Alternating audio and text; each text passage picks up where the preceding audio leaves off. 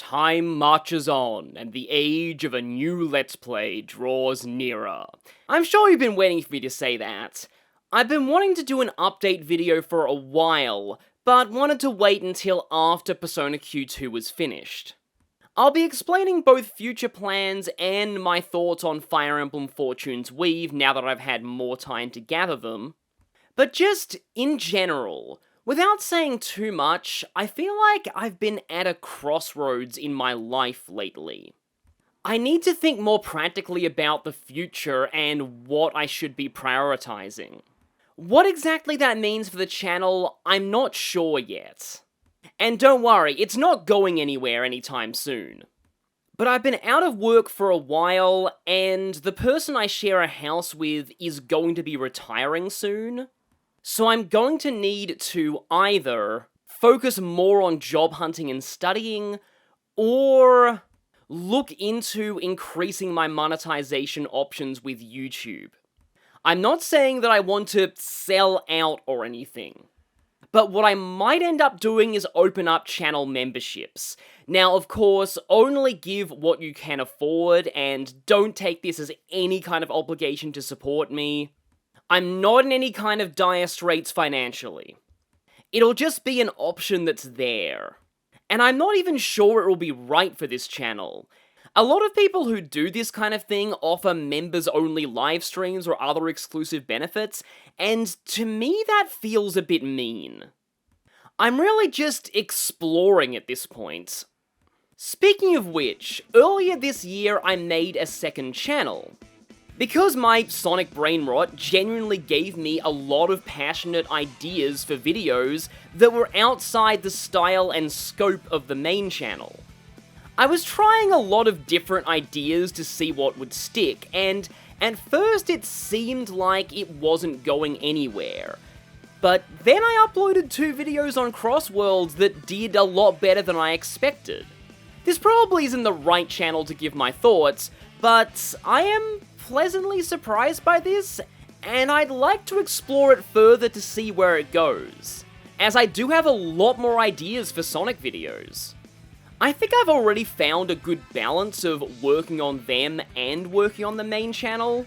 So all you watchers of my Big Clinky account, don't worry, it's not going anywhere. But I am excited for what the future might hold for Fast Clinky. And speaking of the future, let's talk about the next playthrough on the main channel, Metaphor Fantazio. Now I will admit, I did not get in as much prep time as I thought I would during Persona Q2, as that project took up a lot more of my time than I expected. But I have started on the party and archetype bios for Metaphor, and I think they look pretty good. I also have all the necessary data mine documents and other info for me to fully explain the game's mechanics, and I also own the Metaphor official guidebook now, which also contains a lot of great information, and I've already learned new things from it. Now, the guidebook does contain a full day-by-day walkthrough schedule, and there are several of those online, and that's how I approach my earlier Persona playthroughs. But I am not going to be following a guide this time at all. I just think that you don't need one for Metaphor. You get so much free time that you are practically guaranteed to max out every follower by the end of the game. The real beauty of Metaphor's scheduling system in my mind is not whether you're going to max everyone, but what order you do that in, as that will heavily impact your playstyle by giving you certain archetypes earlier or later. For example, in my first playthrough, I maxed out Alonso far earlier than most guides did. I just really liked Debilitate, but as a bonus, his character arc was incredible, but prioritized Maria far less than they did. But I'll be giving full bios for every follower, the benefits they provide, what archetypes they unlock, and hopefully it'll help people playing along make those decisions for themselves. In doing a practice run of the early game though, I realized it might make sense to take a different approach to follower bios, saving them until rank 2. The reason is that the first follower bonds you unlock in the initial prologue happen long before the time scheduling system becomes a factor, and it just wouldn't be relevant to go into great detail about it at that time. Plus, it would also mean that Stroll's Awakening video would contain his bio, the Warrior bio, Mage bio, his Confidant bio, and Gallica's, and yeah, that would be way too much. My one other concern is how I show the stats for bosses.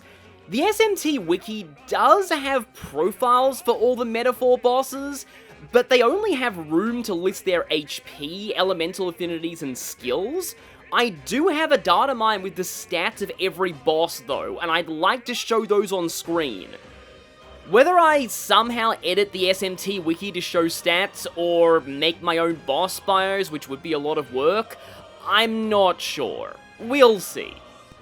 So that's Metaphor. As for other projects, I am currently streaming Trails in the Skies Remake every Sunday US time, Monday my time. It does feel like the game ultimately wasn't as popular as its initial splash would suggest, but these streams have been wholesome, chill vibes for me so far. So I intend to keep them up. I might do a few streams of other games in between now and when Metaphor starts, just to have a little more going on my main channel. Sly 3 and Psychonauts are both considerations. As for future streams, well, on that note, let's talk about Fire Emblem Fortune's Weave. I was weirdly kind of expecting a Fire Emblem announcement to close out that Nintendo Direct. They needed something big, and we already have Donkey Kong Bonanza, Mario Kart, and Metroid Prime. The most hilarious thing was the fact that I instantly knew it was Fire Emblem the moment we saw these characters. I mean, come on, nobody's that red or blue in any other franchise. Okay, no human is that red or blue. Now, it is important to note that we only have one trailer that barely showed any gameplay. Also, as people pointed out to me, this game was likely in development for a long time, probably before Engage. But in terms of some general initial thoughts, I love the fact that we're getting another Fire Emblem game in a completely new culture. One of the things I've come to appreciate about Fates as time went on is Hoshido opened up the door to a whole new set of classes inspired by feudal Japan. And I'm excited to see something similar in Fortune's Weave, as we already know there'll be chariots. I wonder how they'll play. But one other cool thing is the Greco-Roman influence is actually going all the way back to Fire Emblem's roots.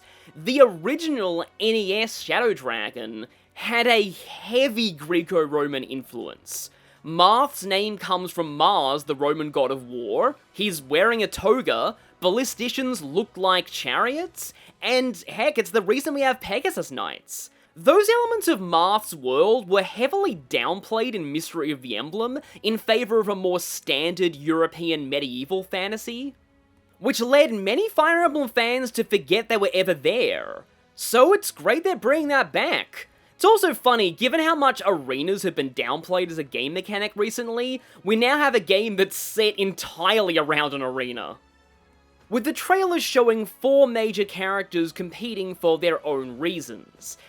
Given the title of Fortune's Weave in English, and the thumbnail of the trailer, it's likely these 4 are the game's main characters. And what's interesting to me is that none of them is obviously an avatar. At least not yet. Kai is the only one we see running around a hub area, so it could be him? But given that Byleth, Shez, and Aaliyah were all just normal lords with a gender and name select option, I don't think it would be a stretch for this game to have no avatar at all. What's also interesting to me about these 4 presumed protagonists is they all have their own goals explained in this trailer, and they're all very small scale and personal, rather than grand ambitions for an entire continent.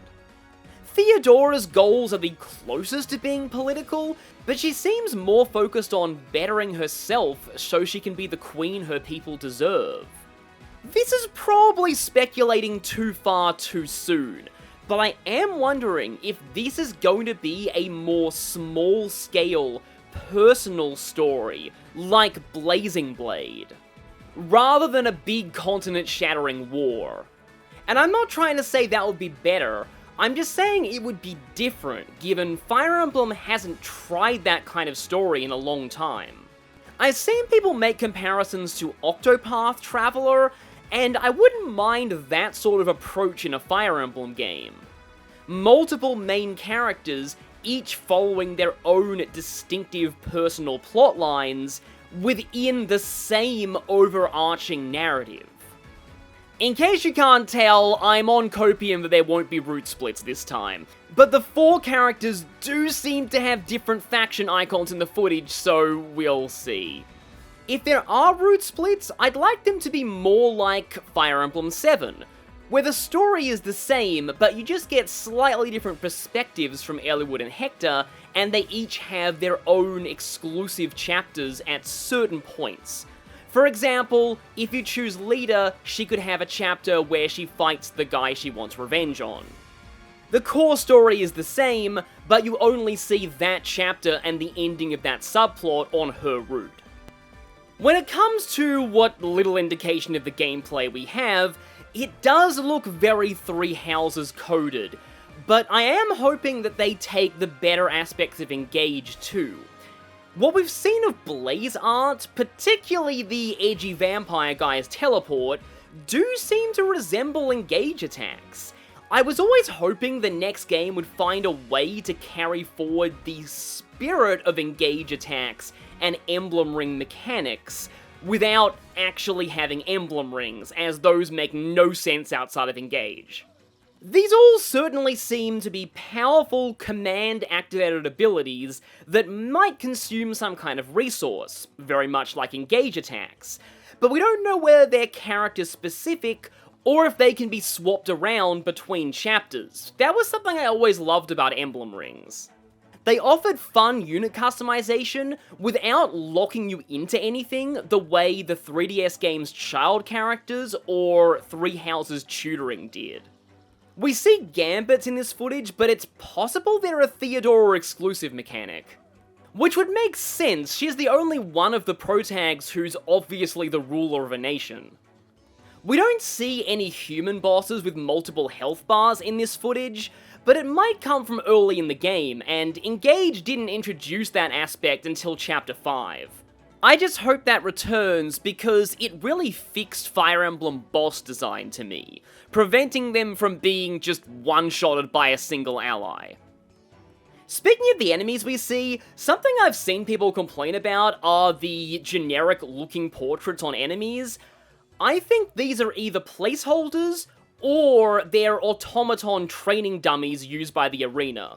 It would make sense to fight things like that in the early chapters. The elephant in the room is the setting.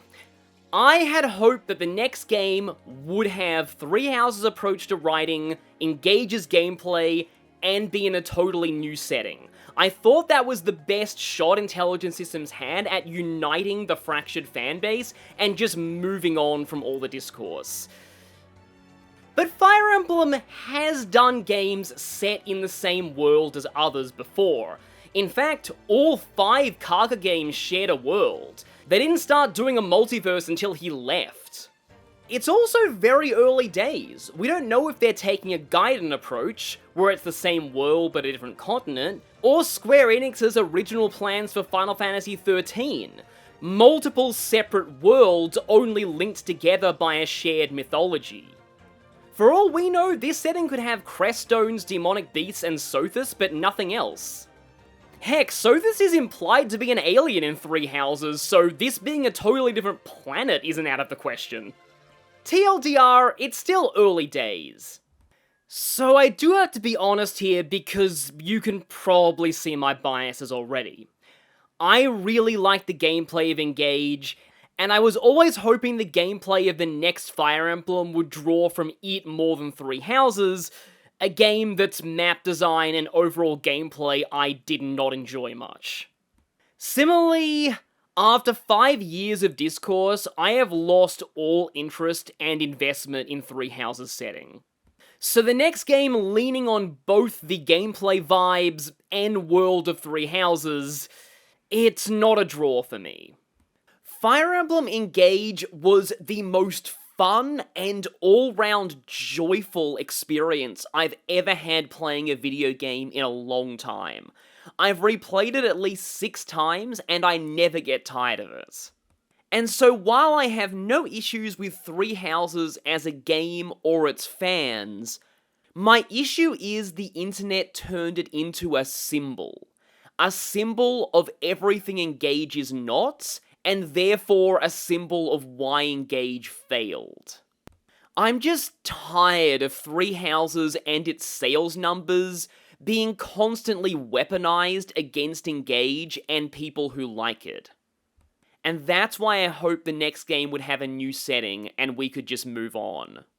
But I am coming around to being more cautiously optimistic because again, it is just early days.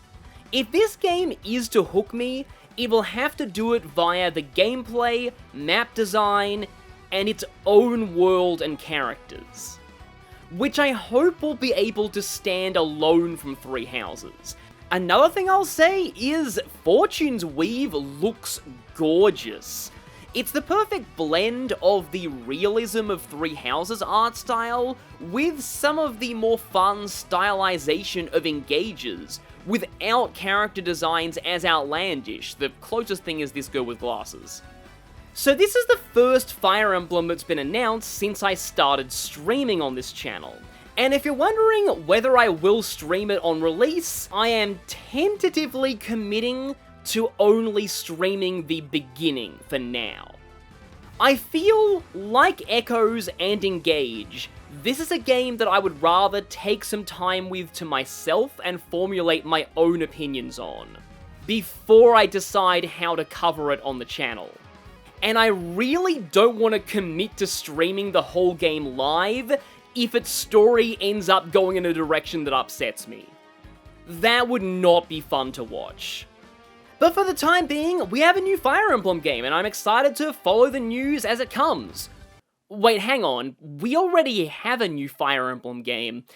I made a post about this as well, but people probably want to know my thoughts on Fire Emblem Shadows, so overall, I think it's hilarious.